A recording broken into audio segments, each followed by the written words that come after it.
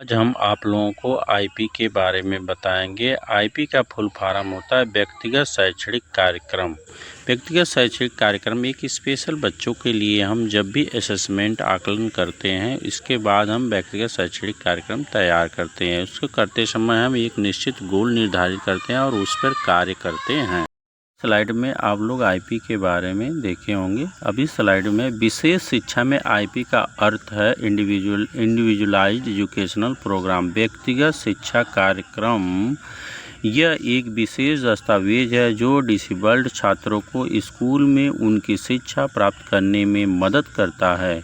इसमें छात्र की व्यक्तिगत ज़रूरतों के अनुसार शैक्षिक लक्ष्यों, सेवाओं और समर्थन का विवरण होता है, जिसके द्वारा हम विशेष करके ऐसे बच्चों के लिए एक आईपी तैयार करते हैं, जिससे इन्हें पठन पाठन कार्य करवाते हैं। नेक्स्ट स्लाइड में आप लोग देखे होंगे। अब इस स्लाइड में आईपी एक के बारे में बताया गया है। यह आईपी एक लिखित योजना, रिटेन प्लान होता है जो विशेष आवश्यकता वाले बच्चों, दिव्यांगजन या सीखने में जिन बच्चों को कठिनाई होती है, उन छात्रों या बच्चों के लिए बनाई जाती है। इसका उद्देश्य यह सुनिश्चित करना है कि हर ऐसे बच्चे को उसकी शैक्षणिक और विकासात्मक ज़रूरतों के अनुसार सही प्रकार की शिक्षा और सहायता मिल सके, जिसके द्वारा हम लोग आईपी बनाते हैं। एक स्पेशल एजुकेटर सबसे पहले ऐसे बच्चों के लिए एक असेसमेंट करता है, आकलन करता है, जिससे टूल्स के माध्यम से उसे ये पता चलता है कि बच्चे को क्या आ रहा है, क्या नहीं आ रहा है। उसके विशेष आवश्यकता वाले बच्चों के लिए जो बेसिक नीड की ज़रूरत होती है, उस पर वह एक आईपी बनाता है और उसके गोल सेलेक्ट करता है। इसके बाद उसे प्रॉपर पठन पाठन कार्य करवाते हैं। अब इस स्लाइड में हम आईपी में क्या होता है और आईपी के मुख्य भाग कितने होते हैं। आईपी के मुख्य 8 भाग होते हैं जो इसमें दिया गया है। पहला है बच्चे की वर्तमान शैक्षणिक स्थिति, प्रेजेंट परफॉर्मेंस। दूसरा है वार्षिक लक्ष्य, अर्ली लर्निंग गोल्स क्या है। तीसरा है विशेष शिक्षा सेवाएं, स्पेशल एजुकेशन। चौथा है कक्षा में भागीदारी का स्तर, पार्टिसिपेशन इन रेगुलर क्लास।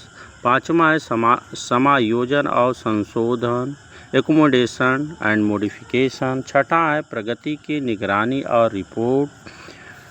सातवां है आईपी बैठक और टीम सदस्य, पेरेंट्स, टीचर एंड थेरेपिस्ट। इसमें सभी लोगों का भागीदारी होती है, जिसके द्वारा हम सब बच्चे को हर एंगल से देखते हैं। असेसमेंट करने के बाद जिन जिन चीज़ों पर आवश्यकता होती है, जिन जिन चीज़ों पर कार्य होता है, उस हिसाब से हम बच्चे का आईपी निर्धारित करते हैं और उस पर काम करते हैं। जैसे इसमें स्पेशल एजुकेटर की बहुत बड़ी भूमिका होती है, प्लस थेरेपिस्ट की भूमिका होती है। बच्चे में स्पीच प्रॉब्लम है तो स्पीच थेरेपी कराया जाता है, और अगर यदि बच्चे में एसोसिएट कंडीशन है तो उस बच्चे के लिए हम थेरेपी, सीपी की प्रॉब्लम है तो थेरेपी भी कराते हैं, जिसके द्वारा थेरेपिस्ट की भी बहुत ही मुख्य भूमिका होती है। पेरेंट्स उस चीज़ को सीख के बच्चे को खुद घर पे कराता है, जिसके द्वारा बच्चे में बहुत काफ़ी सुधार होने की संभावना होती है। पेरेंट्स की सबसे ज़्यादा भूमिका होती है। यदि पेरेंट्स इस चीज़ को सीखे और करता रहे, बार बार उसे करता रहे, प्रॉपर रूप से अभ्यास होता है, तो बच्चे में जल्दी विकास होता है, जिसके द्वारा हम इन सारे चीज़ों को, वार्षिक लक्ष्य जो निर्धारित करते हैं हम बच्चे के लिए, जो गोल निर्धारित करते हैं, बेसिक चीज़ें होती है, उसमें एक लॉन्ग टर्म गोल होती है और शॉर्ट टर्म गोल होती है। जब वार्षिक लक्ष्य स्लाइड में है present level of academic achievement and the functional performance, शैक्षणिक उपलब्धियों और क्रियात्मक प्रदर्शन का वर्तमान स्तर यह बताता है कि बच्चा अभी किस स्तर पर पढ़ाई कर रहा है और दैनिक गतिविधियों में उसका प्रदर्शन कैसा है। मेजरेबल एनुअल गोल्स, मापनीय वार्षिक लक्ष्य, बच्चे को एक साल में क्या क्या सीखना है उसके लिए स्पष्ट और मापने योग्य लक्ष्य बनाए जाते हैं, जिसके द्वारा बच्चे को निर्धारित किया जाता है कि हम बच्चे को एक साल में इन चीज़ों पर काम करेंगे जो अपने लक्ष्य को निर्धारित समय पर उसे उपलब्ध कर सकता है। स्लाइड में हम आपको description of how the child progress will be measured प्रगति को मापने का तरीका यह बताया जाता है कि बच्चे की प्रगति को मापने का तरीका यह बताया जाता है कि बच्चे की प्रगति को कैसे और कितनी बार मापा जाएगा।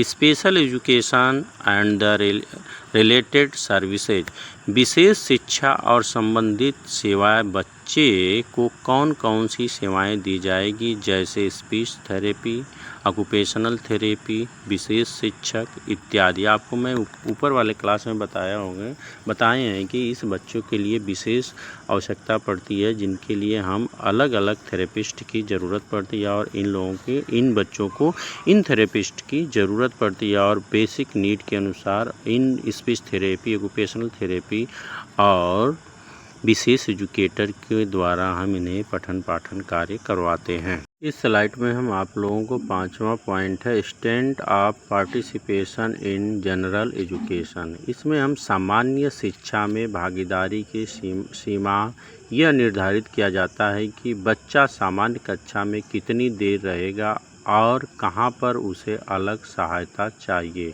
इसके अंतर्गत हम यह बताना चाहते हैं कि बच्चे को सामान्य शिक्षा में रखने के लिए यह निर्धारित करते हैं कि बच्चे किस क्लास में किस क्लास अर्थात किस सब्जेक्ट में कितने समय तक बच्चे को हम एक साथ इंक्लूड कर सकते हैं। जैसे स्पेशल एजुकेशन में इंक्लूसिव शिक्षा की बात कही जाती है, तो इंक्लूसिव शिक्षा सभी बच्चों के साथ हम स्पेशल बच्चों को कितनी समय तक किस क्लास में इंक्लूड करते हैं, अर्थात को करिकुलम में करते हैं या करिकुलम में करते हैं, उस चीज़ को बताया गया है। छठा पॉइंट है accommodation and the modification for assessment. Hindi में परीक्षा और पढ़ाई के लिए विशेष सहूलियत और बदलाव। बच्चे को पढ़ाई और परीक्षा में किन सहूलियतों की ज़रूरत है, जैसे अतिरिक्त समय, ब्रेल, ऑडियो बुक इत्यादि। Start date, frequency, location and the duration of services. सेवाओं की शुरुआत की तारीख, कितनी बार मिलेगी, कहाँ और कितनी देर तक चलेगी। हर सेवा की पूरी जानकारी दी जाती है, जिसके द्वारा हम ऐसे बच्चों के लिए ये सहूलियत बहुत ज़रूरी है, जिससे हम उन बच्चों को आगे पठन पाठन कार्य करा सकते हैं। इस बच्चे की जो बेसिक नीड होती है उसको देखते हुए हम इन बच्चों के लिए कार्य करते हैं।